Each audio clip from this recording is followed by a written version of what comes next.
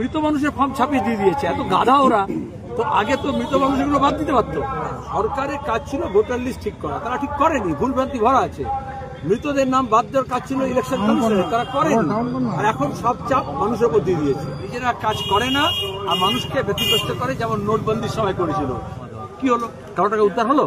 ঠিক মতো ট্রেনিং হয়নি, সার্ভার, মোবাইল, ডেটা এন্ট্রি, এগুলো কোনো ব্যবস্থা হয়নি।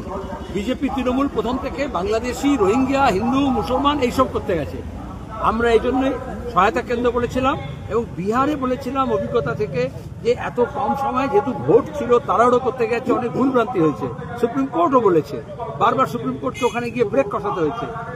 আমরা এখানে বলেছিলাম যে তোমার সময় বাড়াও।